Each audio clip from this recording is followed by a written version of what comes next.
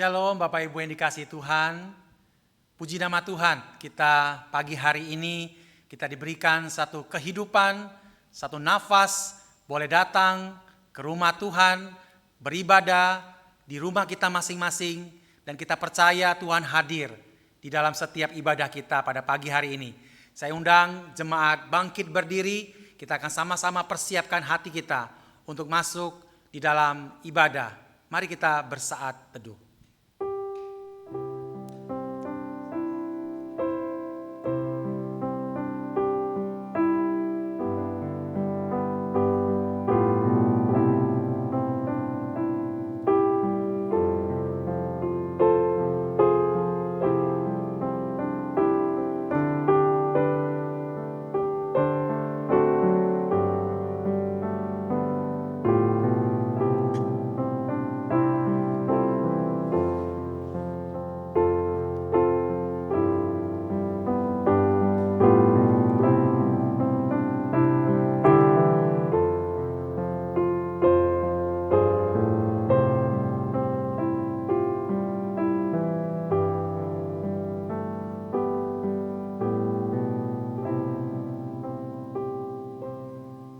Pertolongan kepada kita adalah di dalam nama Tuhan yang menciptakan langit dan bumi.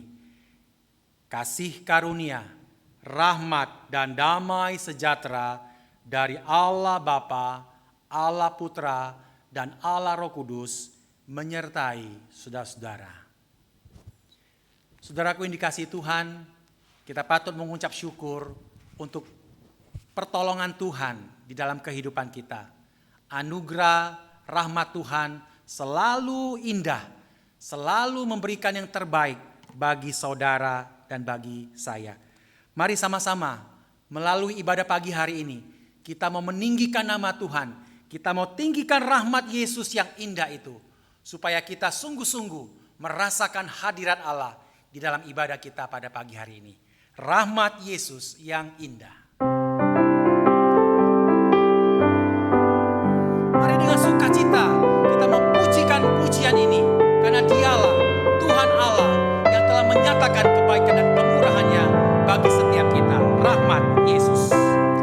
Rahmat Yesus yang indah, hapuskan dosaku, tak dapat kulukiskan dengan pujianku.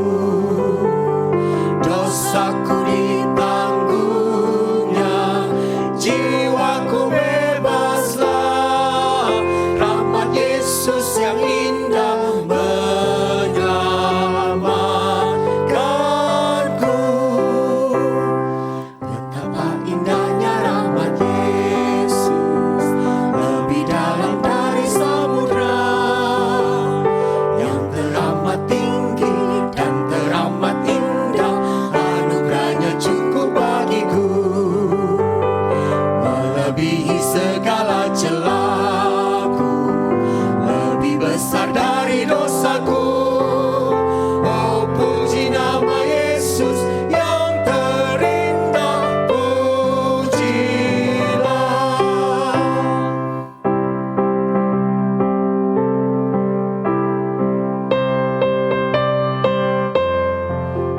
Rahmat Yesus yang indah, Dialah yang menyelamatkan setiap kita, supaya kita layak di hadapan-Nya.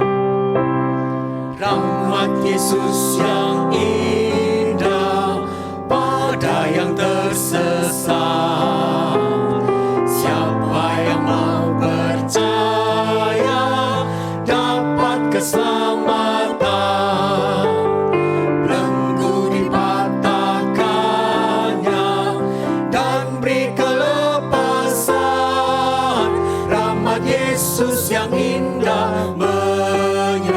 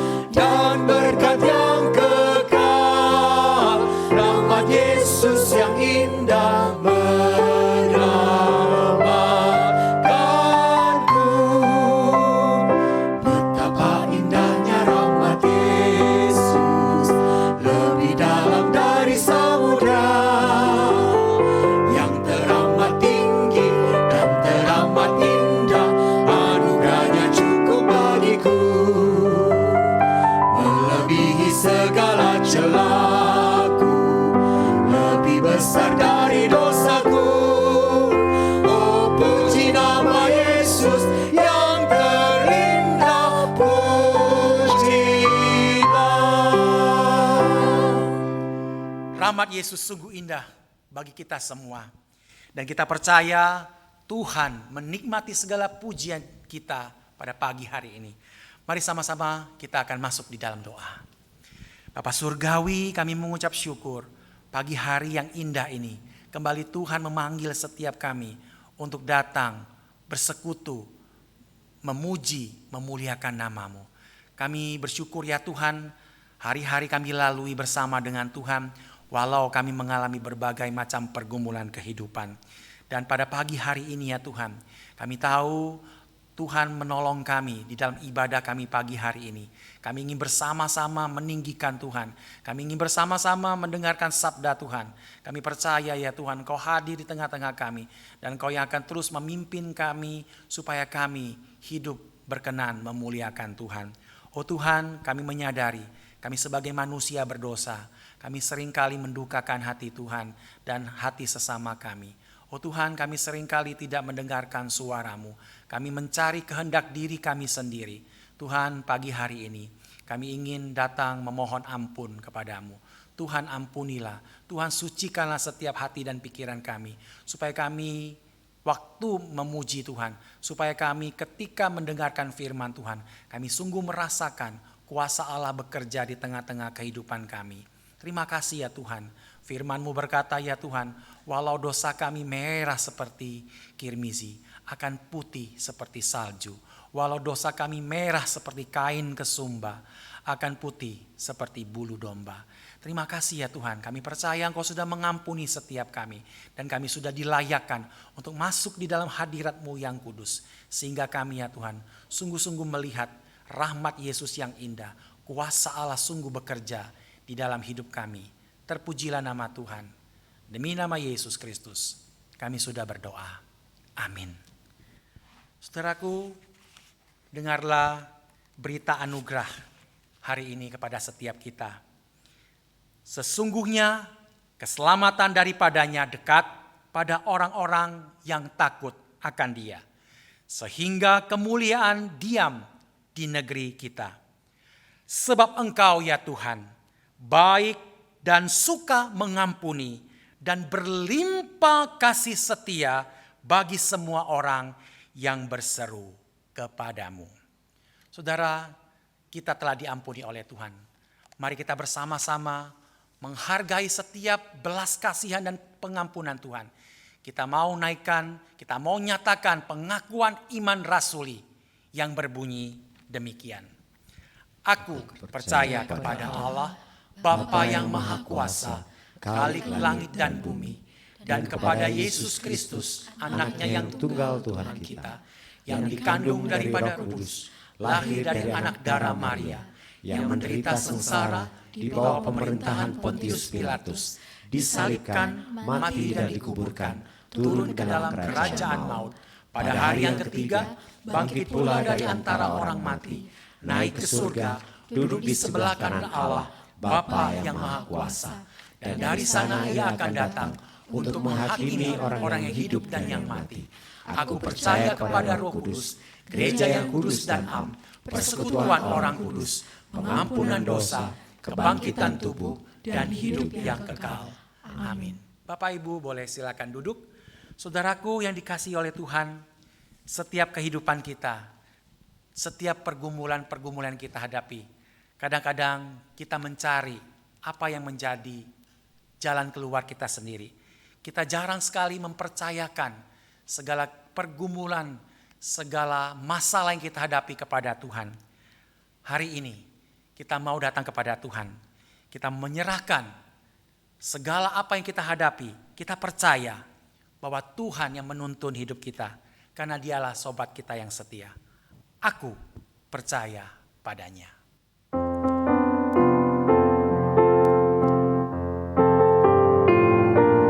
Lagu ini ingin mengajak kita supaya kita senantiasa beriman dan percaya kepada Yesus. Mari nyatakan pujian ini, ku percaya padanya. Ku percaya padanya, tempuh hidupku. Ku percaya padanya dan memuji Dia. Badai atau cuaca gelap,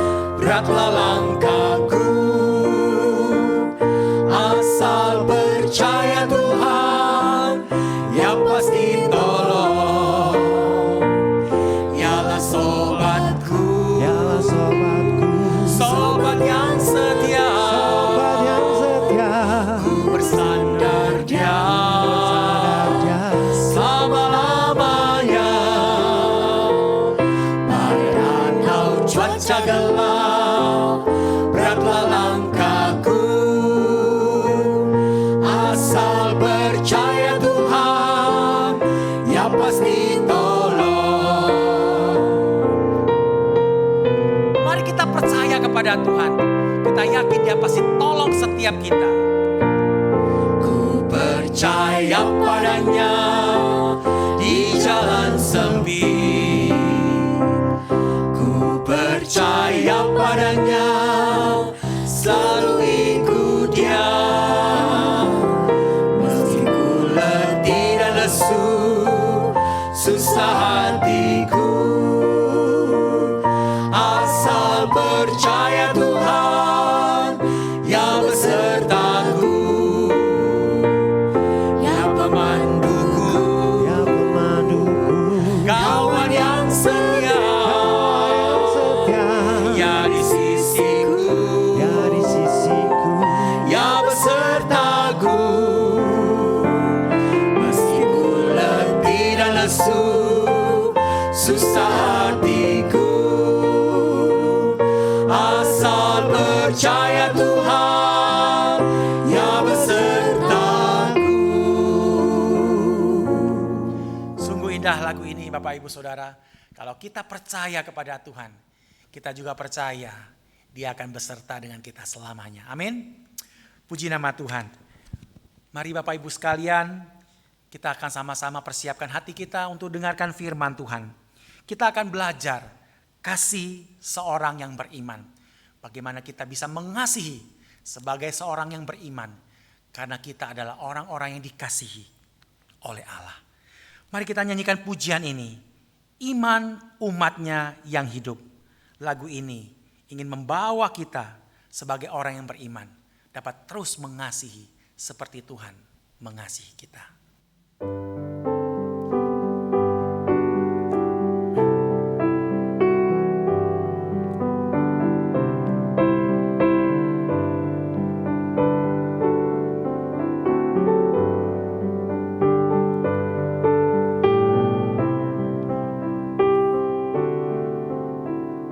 Iman umatmu yang hidup.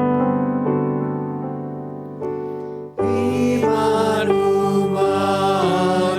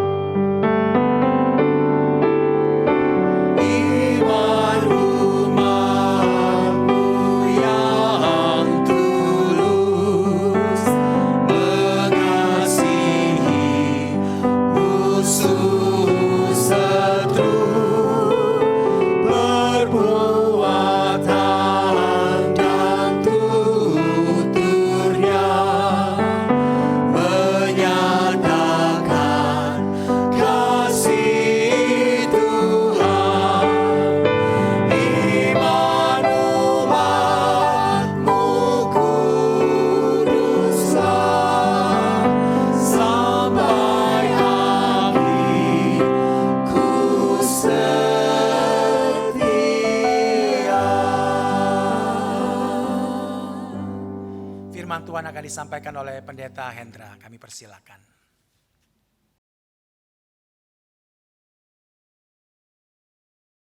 Shalom jemaat sekalian, marilah kita mempersiapkan hati kita untuk mendengarkan kebenaran firman Tuhan. Kita berdoa.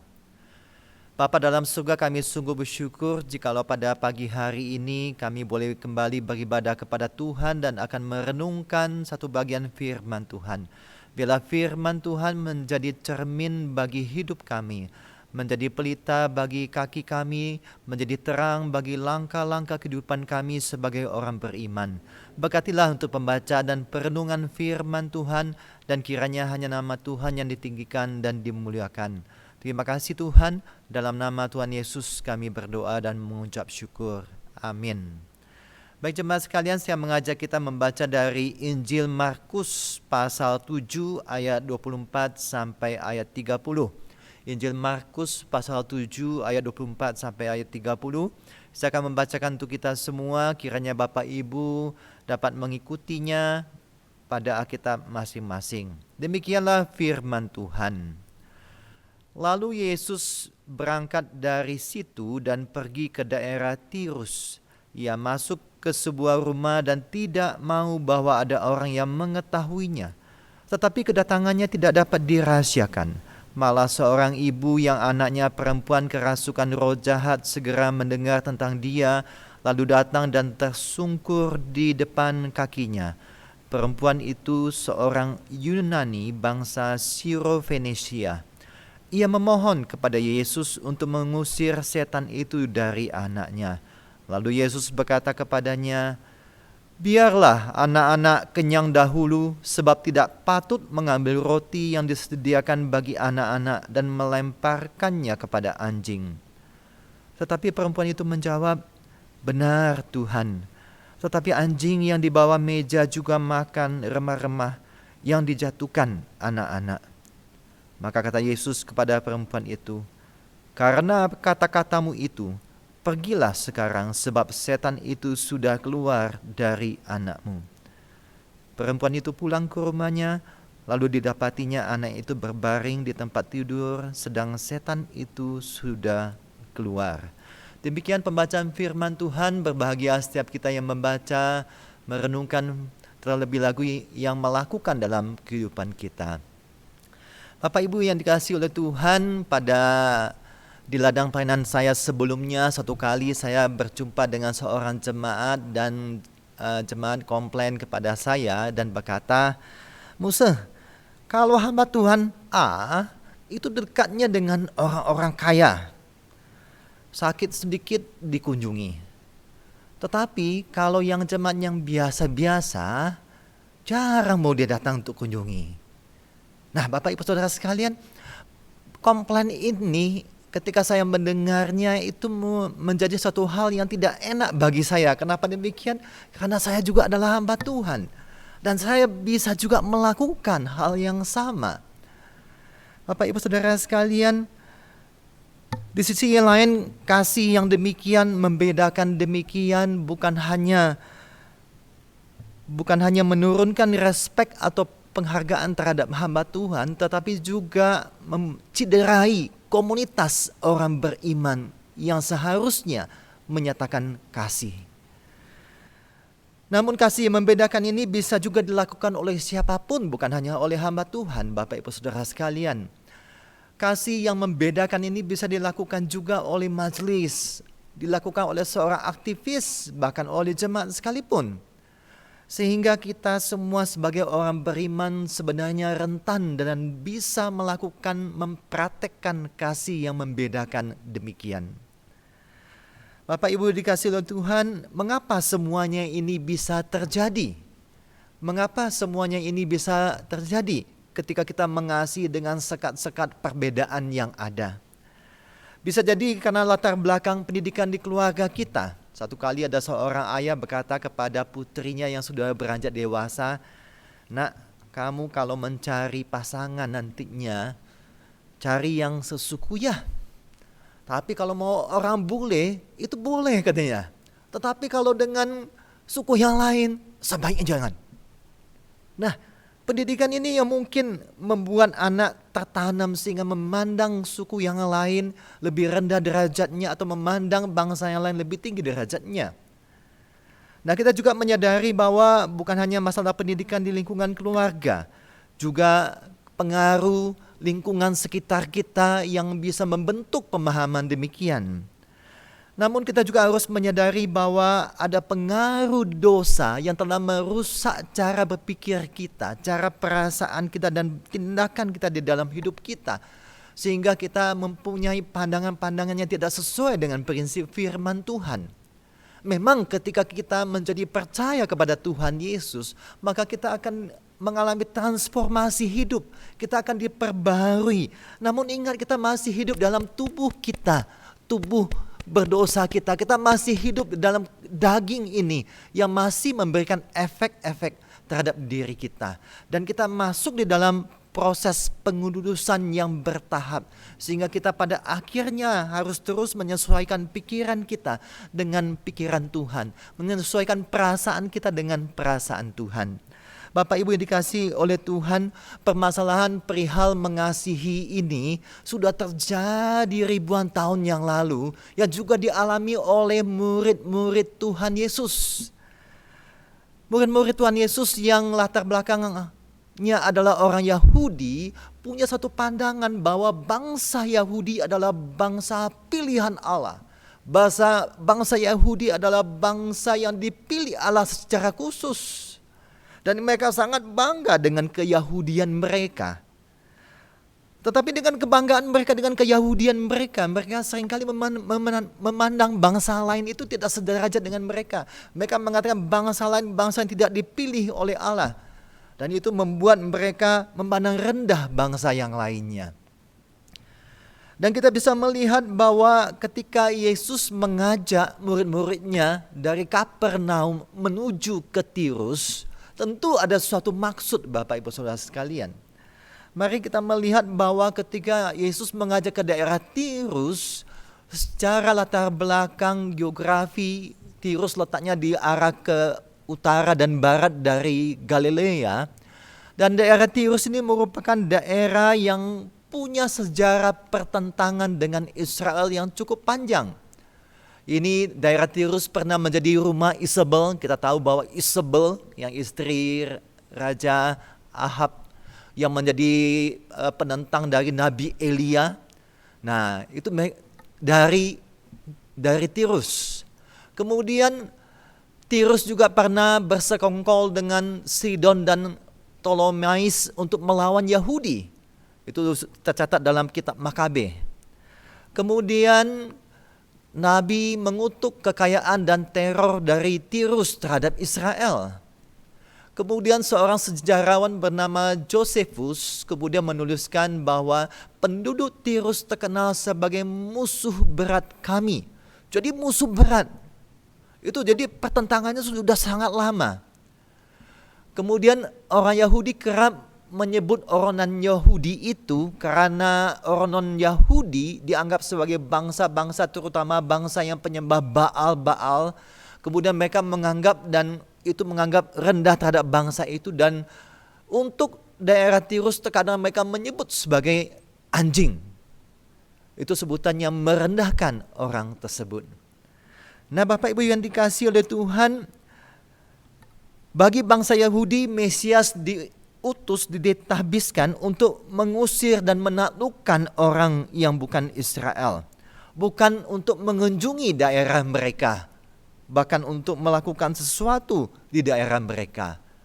Tetapi berbeda dengan Yesus. Yesus tahu bahwa misi dia ke dalam dunia awalnya untuk orang Yahudi.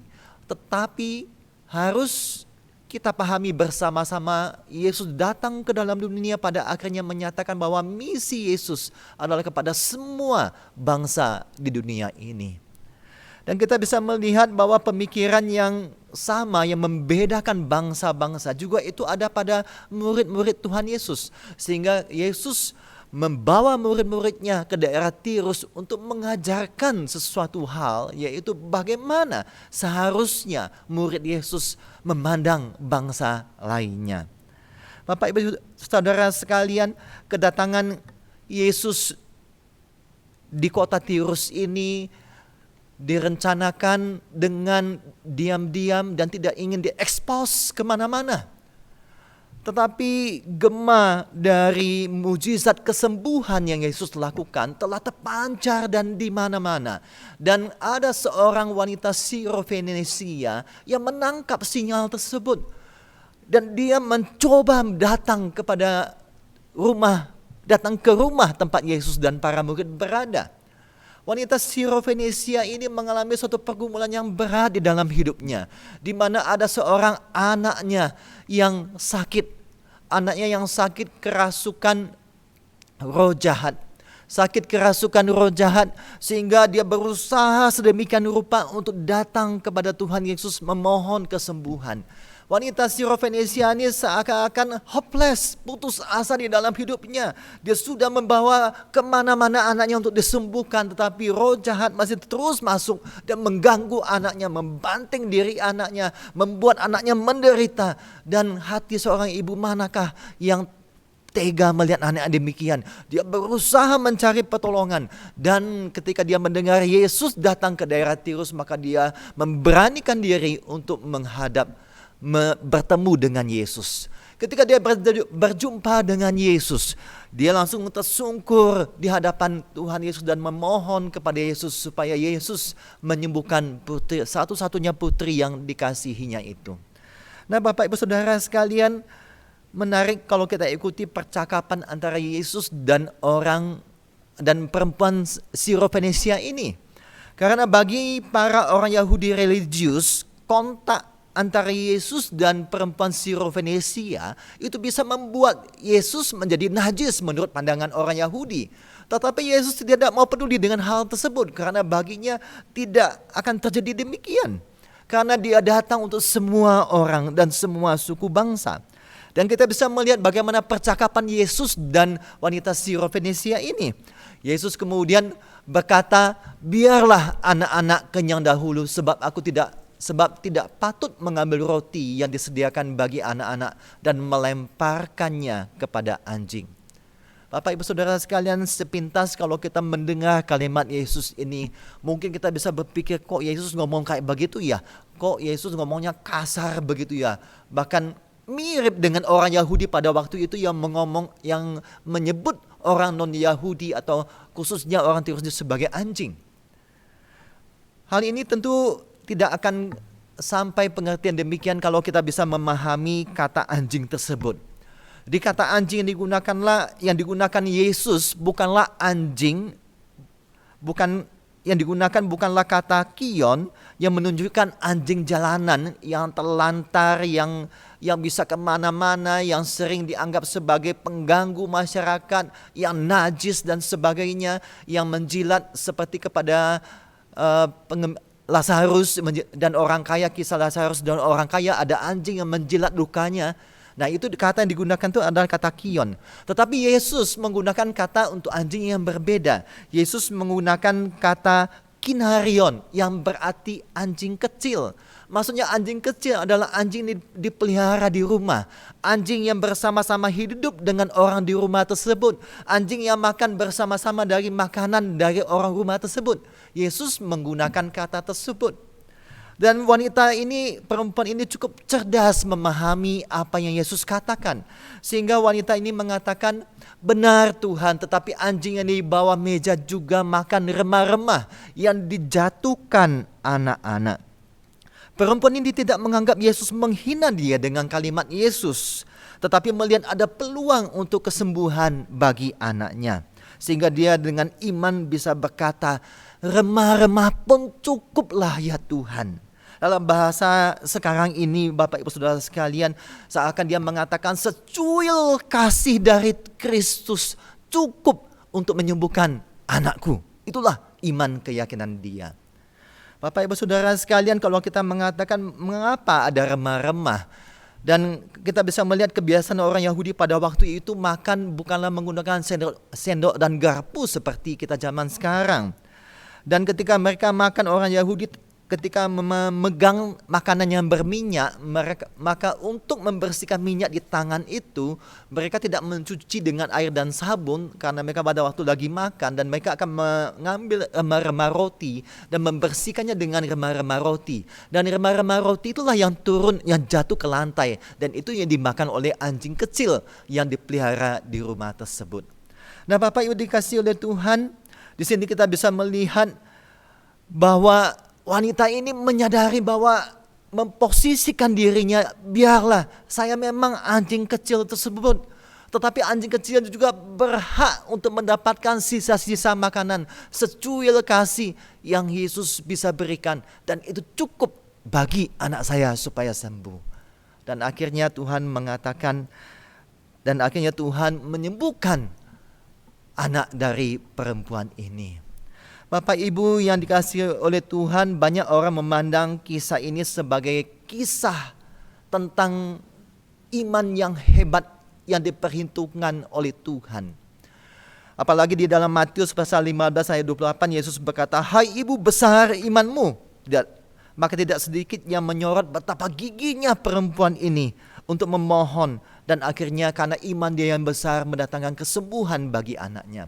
Tetapi kalau dari kacamata Markus memandang bahwa peristiwa tentang iman ibu yang besar ini sebenarnya adalah fakta minor, Bapak Ibu sekalian.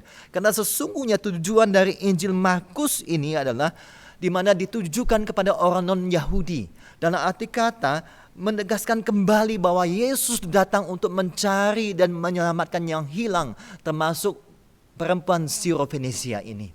Nah, Bapak Ibu Saudara sekalian, kita belajar bahwa Yesus kemudian menyembuhkan perempuan Sirofenisia ini dengan tujuan untuk mengajarkan kepada para murid-muridnya bagaimana mengasihi bangsa-bangsa yang bukan Yahudi. Yesus akan mengatakan, jangan lagi menyebut bangsa-bangsa lain itu sebagai bangsa kafir. Jangan kemudian mengagungkan keyahudianmu dan memandang rendah bangsa lain. Jangan lagi menganggap bahwa keselamatan, kesembuhan, karya Tuhan hanya terbatas kepada orang Yahudi. Karena sesungguhnya Tuhan mengasihi dan berkarya kepada semua bangsa di dunia ini.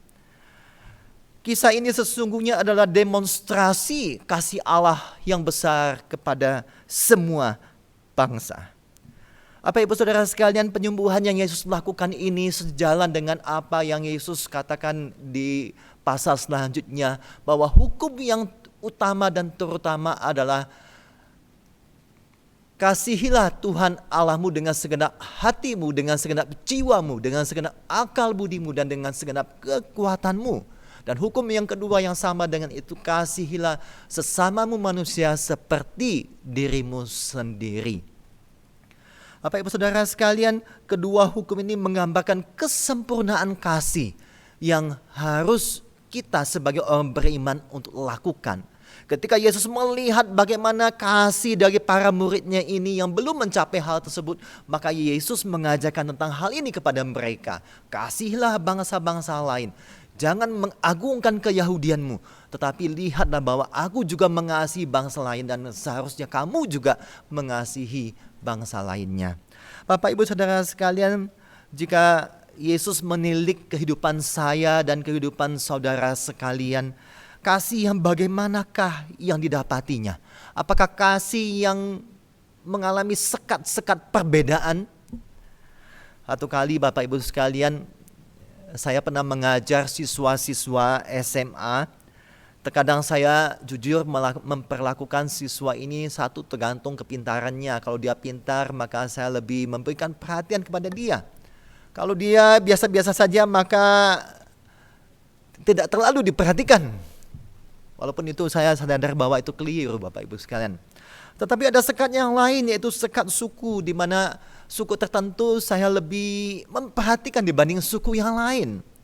Dan memang firman Tuhan ini kembali menegur saya bahwa hal yang dulu pernah dilakukan itu adalah sesuatu yang keliru.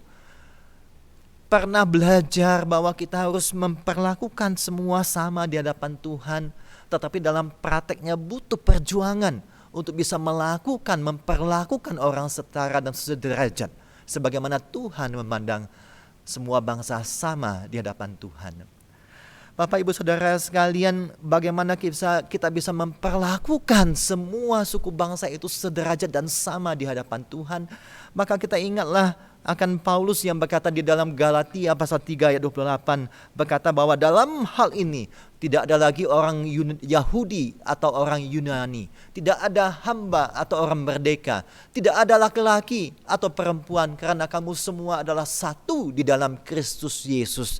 Dalam arti kata, ketika kita dipersatukan dalam Kristus, ketika sama-sama kita percaya kepada Kristus, mengalami karya keselamatan di dalam Kristus, maka sesungguhnya kita telah dipersatukan di dalam Kristus. Dan sesungguhnya kita harus memahami bahwa Kristus memandang semua kita dari berbagai suku bangsa adalah setara dan sederajat karena dipersatukan dalam Kristus. Sesungguhnya kita adalah keluarga perjanjian baru yang Allah ciptakan, yang di sanalah kemudian kita harus menyatakan kasih kita kepada seorang akan yang lainnya. Bapak Ibu yang dikasihi oleh Tuhan, marilah pagi hari ini kita mengintrospeksi diri kita. Kasih yang bagaimanakah yang kita nyatakan kepada orang-orang lain. Jemaat sekalian, ada sebuah tulisan yang menarik dari seorang teolog yang bernama Thomas Aquinas dalam buku Summa Theology tentang 3 tingkat kesempurnaan kasih. 3 tingkat kesempurnaan kasih. Bapak Thomas Aquinas kemudian mengatakan yang pertama adalah tingkat pemula. Tingkat pemula, yang kedua tingkat yang lebih diterangi, illuminative way, dan juga tingkat yang ketiga adalah unificative way, tingkat yang sempurna. Apa dimaksud dengan tingkat yang pertama? Tingkat pemula adalah ketika seseorang itu mengasihi orang-orang yang dikenal saja. Dan kalau dia tidak melakukan kasih ini, seakan-akan dia berdosa di hadapan Tuhan. Dia berusaha untuk menjaga dirinya mengasihi orang-orang, apalagi mengasihi orang yang dikenal. Karena dia merasa akan mendapatkan suatu tuduhan dan dalam hatinya ketika dia tidak mengasihi orang-orang tidak dikenal. Tetapi orang yang tidak dikenal boleh tidak. Tingkatan yang kedua adalah tingkatan yang lebih diterangi. Pada tahap ini orang ini berfokus bukan sekedar berusaha tidak berdosa di hadapan Tuhan, tetapi kemudian mulai mencari apa yang bisa saya lakukan hidup sebagai orang percaya. Dan secara kerohanian maka dia belajar untuk mengasihi baik orang yang dikenal maupun orang tidak dikenal. Jadi mulai ada satu tingkatan bahwa orang dikenal ya wajib dikasihi. Orang yang tidak dikenal dia belajar untuk mengasihi orang yang tidak dikenal. Tetapi tingkatan yang ketiga, Bapak Ibu Saudara sekalian, adalah tingkat yang sempurna. Pada tingkatan yang ketiga ini dikatakan bahwa seseorang yang sadar dia berusaha menghindari dosa-dosa sekecil pun di dalam hidupnya. Dia berusaha memperhatikan setiap detail hidupnya. Dia berusaha untuk menggunakan seluruh akal budi, perbuatan, perkataannya untuk menyenangkan Tuhan. Dia berusaha untuk mengalami penyatuan dengan Tuhan. Dan pada akhirnya dia akan belajar untuk mengasihi musuhnya. Inilah tingkatan yang ketiga, tingkatan yang sempurna. Bapak Ibu Saudara sekalian, bagaimana kita memandang orang lain di dalam kita menyatakan kasih kita? Tingkatan yang manakah kita berada, Bapak Ibu sekalian? Apakah tingkatan pemula? Apakah tingkatan yang kedua ataukah tingkatan yang sempurna? Mungkin Yesus melihat para muridnya ini hanya mengasihi sebangsanya. Dan Yesus tidak ingin agar konsep kasih itu terus demikian adanya pada para murid. Sehingga kemudian Yesus mengajarkan melalui peristiwa perjumpaan dengan perempuan Siro-Fenisia. Maka Yesus mengajarkan bahwa para murid hendaknya mengasihi orang-orang bangsa lainnya yang juga Kristus kasihi. Bahkan kemudian kita bisa melihat bahwa Yesus juga mengajarkan tentang kasih. Kasihilah musuhmu dan doakanlah mereka yang menganiaya kamu. Inilah satu tingkatan yang sempurna yang Yesus ingin supaya kita lakukan, wujudkan sebagai kasih, sebagai orang beriman. Bapak Ibu dikasihi oleh Tuhan, terkadang kita berkata, kalau yang 1 dan 2 mungkin gampang Pak, tapi kalau yang ketiga ini sulit. Musuh itu telah menyakiti saya, telah membuat saya menderita. Bagaimana saya bisa mengasihi musuh saya? Bapak Ibu Saudara sekalian, kalau kita mengandalkan diri kita, maka kita tidak akan mampu melakukan demikian. Tetapi kalau kita mengandalkan pertolongan Roh Kudus, sehingga kita bisa memahami bagaimanakah kasih Kristus tersebut. Kasih yang begitu lebar, begitu panjang, dan begitu dalam di dalam hidup kita. Makanya Rasul Paulus kemudian mengatakan, aku menasihati kamu berdoa supaya kamu bersama-sama dengan orang kudus memahami betapa lebar, panjang, tinggi dan dalam kasih Kristus. Sehingga kalau kita belajar terus tentang kasih yang begitu indah dari Yesus Kristus dan kita alami, maka kita akan dimampukan untuk mengasihi pada level yang ketiga. Maukah Bapak Ibu Saudara sekalian, kasih sebagai orang yang beriman adalah kasih yang menuju kepada level yang ketiga, sampai kepada mengasihi musuh-musuh kita dan mendoakan orang yang menganiaya kita. Amin. Tuhan Yesus memberkati kita sekalian. Minta dengan kasih Pendeta Gindo untuk berdoa, doa penutup.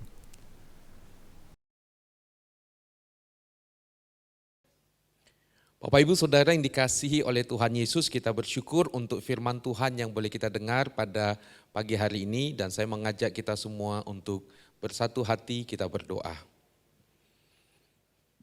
Bapa di surga, kami bersyukur untuk sapaan firman-Mu yang boleh mengingatkan kami lagi tentang hati-Mu ya Tuhan. Kiranya Bapa setiap kami boleh memahami firman-Mu dan dengan kekuatan, dengan pertolongan dan dengan hikmat yang daripada-Mu, kami bisa menjadi pelaku firman yang setia. Secara khusus Tuhan, tatkala kami belajar untuk menerapkan kasih-Mu, Tuhan tolonglah kami, bantulah kami. Terima kasih ya Tuhan, dan kiranya kami boleh menjadi alat di dalam tangan-Mu, membagikan kasih-Mu dan menceritakan kebaikan-Mu ya Tuhan. Terima kasih Bapak untuk hamba-Mu, Bapak Pendeta Hendra yang boleh Tuhan pakai menjadi saluran berkat bagi kami pada pagi hari ini. Tuhan, kami mau berdoa, kiranya Tuhan yang boleh memberkati akan hamba-Mu ini bersama dengan keluarga dalam pelayanannya, dan sungguh nama Tuhan sajalah yang dipermuliakan. Bapa di surga, kami mau terus berdoa untuk gereja-Mu di tempat ini. Ketika kami terus bergumul dalam proses pemilihan majelis, Tuhan bantulah kami untuk kami boleh menata pelayanan kami ke depan. Kiranya Tuhan yang boleh mengutus dan menempatkan anak-anak-Mu ya Tuhan yang akan terlibat dalam pelayanan untuk periode kemajelisan yang akan datang. Kiranya Tuhan yang boleh tolong, sehingga sungguh ya Tuhan kami boleh bergandengan tangan menata pelayanan ke depan dengan lebih baik lagi. Bapa di surga, berkati terus juga ya Tuhan untuk bangsa kami, untuk kota kami yang kami kasihi ini ya Tuhan. Secara khusus di masa pandemik ini terus berikan hikmat ya Tuhan, supaya pemerintah kami dimampukan oleh Tuhan untuk bisa mengatasi semua efek dari pandemi COVID ini. Sungguh ya Bapa, kami bersandar penuh kepada-Mu karena kami menyadari segala keterbatasan kami. Sedangkan pergumulan pandemi ini begitu hebatnya ya Tuhan. Bapa, kami bersandar penuh kepada-Mu dan tolonglah bangsa kami. Begitu juga Tuhan untuk situasi, kondisi keamanan di negara kami dan juga di kota kami ini ya Tuhan. Kami memohon pertolongan-Mu juga supaya dalam kondisi yang aman negara kami, kota kami ini Tuhan bisa menjalani berbagai aktivitas kami ke depan. Karena itu Bapak berkati pemerintah kami, berkati juga untuk aparat keamanan, supaya kami boleh bergandengan tangan untuk bisa menciptakan situasi kota, situasi negeri yang aman ya Tuhan. Bapak di surga, kami terus berdoa juga untuk studi dari anak-anak kami di masa pandemik ini. Tidak mudah ya Tuhan anak-anak kami belajar dalam situasi yang seperti ini. Kami memohon anugerah-Mu terus ya Tuhan, supaya anak-anak kami dimampukan oleh Tuhan untuk bisa belajar dengan baik. Tambahkan hikmat, tambahkan semangat sehingga mereka bisa belajar dengan baik ya Tuhan. Berkati juga Bapak untuk setiap guru yang juga bergumul dalam situasi pandemik ini. Tuhan tambahkan juga hikmat supaya dimampukan untuk bisa mengajar di dalam situasi yang seperti ini. Bantu ya Tuhan untuk setiap guru yang mengajar. Berkati juga Bapak untuk sekolah Kristen Kalam Kudus di Kota Malang ini. Pakai terus ya Tuhan sekolah ini untuk bisa mengerjakan maksud dan panggilan Tuhan di Kota Malang ini secara khusus ya Tuhan. Berkati anak-anak-Mu yang terlibat dalam pelayanan di badan pengurus yayasan, sebagai guru, staf, karyawan, dan bahkan Tuhan kami mau berdoa untuk setiap siswa dan orang tua. Kiranya Tuhan yang boleh memberkati sekolah kami ini. Bapa di surga, hamba juga mau berdoa, kami juga mau bersehati, mau berdoa untuk setiap jemaat-Mu ya Tuhan. Bapa Engkau tahu di mana kami juga bergumul Tuhan dengan banyak situasi yang kami hadapi hari-hari ini. Tuhan kiranya damai sejahtera-Mu turun atas kami semua. Kuatkan hati kami, teguhkan pengharapan kami dan kokohkan Tuhan iman kami. Supaya dalam situasi yang sulit ini kami tetap menengadah kepada Tuhan. Dan dalam semua situasi ini kami boleh semakin belajar mengenal Tuhan dan bersandar penuh kepada Tuhan. Berkati ya Bapa untuk semua umat-Mu dalam situasi yang kami hadapi. Terima kasih Bapa, dan jikalau sebentar kami juga akan memberikan persembahan kami. Bapa, kami mengaku kalau kami bisa memiliki dan menikmati segala sesuatunya, semuanya daripada-Mu ya Tuhan. Karena itu Bapa, kami mau belajar bersyukur dan kami memberikan persembahan kami dalam ibadah ini ataupun juga dalam waktu-waktu ke depan ini ya Tuhan, sebagai ucapan syukur kami. Kiranya Tuhanlah yang memberkati semua persembahan ini ya Tuhan. Begitu juga Bapa, kami bukan hanya memberikan persembahan dalam bentuk uang, tetapi hidup kami pun menjadi persembahan di hadapan-Mu. Karena itu Tuhan, berkati kami dan pakai kami secara khusus di masa pandemik ini, kami boleh hadir menjadi garam dan terang di tengah-tengah masyarakat dimanapun kami berada. Terima kasih Bapak, ini doa kami, berkati sekali lagi bangsa kami, kota kami, gereja-Mu Tuhan, dan setiap jemaat-jemaat-Mu. Tangan Tuhanlah yang memimpin dan menopang kami semua. Terima kasih Bapak, kami bersyukur untuk anugerah-Mu, dalam nama Tuhan Yesus kami berdoa. Amin. Bapak Ibu Saudara, sekali lagi kita bersyukur untuk firman Tuhan yang boleh kita dengar dalam ibadah kita pagi hari ini. Kita juga bersyukur untuk seluruh rangkaian ibadah yang boleh kita ikuti di dalam ibadah yang pertama ini. Sekali lagi segala kemuliaan hanya bagi nama Tuhan dan kita bersyukur untuk kebaikan Tuhan. Terima kasih kepada hambanya Bapak Pendeta Hendra yang boleh dipakai oleh Tuhan menyampaikan firman Tuhan pada pagi hari ini. Terima kasih juga untuk semua rekan Bapak Ibu Saudara yang memberikan waktu, tenaga, pikiran dalam pelayanan pada ibadah kita yang pertama di pagi hari ini. Kiranya Tuhan yang boleh memberkati kita dan memimpin kita semua. Bapak Ibu Saudara, untuk persembahan, bagi Bapak Ibu Saudara yang ingin memberikan persembahan, baik itu ucapan syukur, perpuluhan, ataupun juga Bapak Ibu Saudara ingin mendukung pelayanan misi, diakonia, untuk membantu di aksi COVID juga Bapak Ibu Saudara bisa memberikan persembahan dengan mentransfer ke rekening gereja kita ataupun juga dengan scan QR Code gereja kita. Dan berikutnya Bapak Ibu, saya mengajak kita untuk memperhatikan beberapa warta tayang berikut ini. Shalom jemaat sekalian, setelah ibadah ini akan ada fellowship online pada pukul 7:15 pagi melalui aplikasi Zoom. Jemaat diundang untuk mengikutinya. Majelis Jemaat GKKK Malang akan melaksanakan pemberkatan nikah gerejawi bagi Saudara Immanuel Ferdian Nugroho dan Saudari Meta Febri Agrina Elsa Diana pada hari Sabtu 14 November 2020 pukul 9 pagi bertempat di Jalan Semeru nomor 30 Malang. Mohon dukungan doa untuk persiapan pemberkatan nikah. Diberitahukan bagi jemaat sekalian yang berencana menikah di sepanjang tahun 2021, GKKK Malang akan membuka kembali kelas katekisasi pranikah yang akan dimulai pada minggu pertama bulan November 2020 melalui aplikasi Zoom. Batas akhir pendaftaran tanggal 31 Oktober 2020. Untuk pendaftaran dan informasi lebih lanjut dapat menghubungi Tata Usaha GKKK Malang. Kebaktian doa streaming Selasa 27 Oktober 2020 akan diadakan melalui aplikasi Zoom. Kebaktian doa akan dimulai pada pukul 6 sore. Ibadah streaming minggu depan tanggal 1 November akan dilayani oleh Pendeta Hari Sugianto dan ibadah live streaming youth akan dilayani oleh Saudara Hendra Winario. Ibadah streaming dapat diakses di YouTube channel GKKK Malang dan ibadah umum yang pertama ditayangkan di Malang TV pada pukul 6 pagi. Mohon dukungan doa bagi pelayanan di gereja kita. Selamat hari Minggu, Tuhan Yesus memberkati. Bapak Ibu Saudara, ada beberapa hal yang mau saya tambahkan buat kita. Yang pertama, untuk persekutuan online, ya, online fellowship sesudah kebaktian yang pertama ini. Bapak Ibu Saudara, gereja kita mengadakan persekutuan online fellowship, online fellowship sesudah kebaktian ini, itu dimulai jam 7.15. Dan kita akan menggunakan aplikasi Zoom. Jadi Bapak Ibu Saudara, saya mengundang untuk kita bisa bersama-sama terlibat di dalam persekutuan ini. Dan di dalam persekutuan ini kita akan saling sharing. Kita akan bercerita apa yang menjadi pergumulan kita, dan Bapak Ibu Saudara, kita nanti dalam persekutuan ini kita juga akan saling mendoakan. Nah, untuk linknya Bapak Ibu Saudara, pihak gereja sudah mengirimkan linknya via WA. Bapak Ibu Saudara nanti bisa mengklik di situ, atau Bapak Ibu Saudara juga bisa melihat status di WA saya. Ya, dan saya sangat berharap kita semua boleh bergabung di dalam persekutuan ini, di mana kita akan saling menguatkan, saling mendoakan.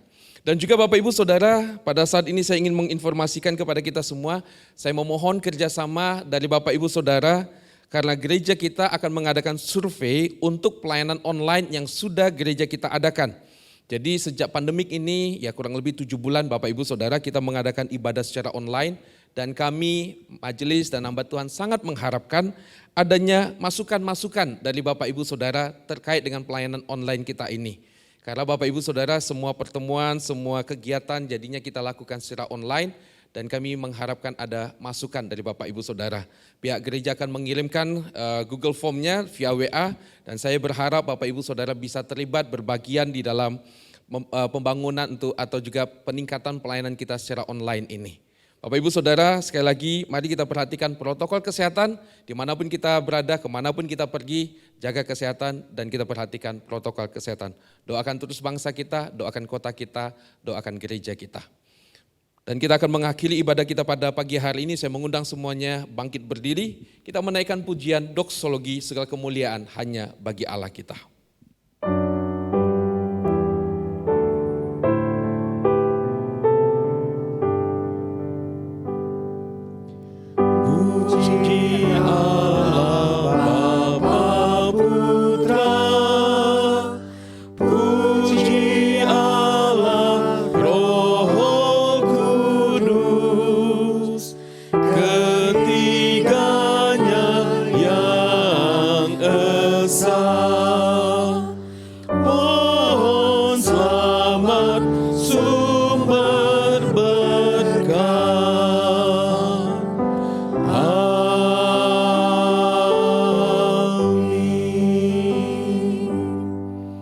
Jemaat yang dikasihi Tuhan dan yang mengasihi Tuhan, jadilah pelaku firman Tuhan yang setia. Bukan dengan kekuatan kita, tapi dengan bersandar penuh kepada kuat kuasa Allah Roh Kudus. Dan sekarang mari kita bersama mengarahkan hati kita kepada Tuhan, dan saya akan berdoa memohon berkat Tuhan bagi kita sekalian. Tuhan memberkati engkau dan melindungi engkau. Tuhan menyinari engkau dengan wajah-Nya dan memberi engkau kasih karunia. Tuhan menghadapkan wajah-Nya kepadamu dan memberi engkau damai sejahtera. Amin.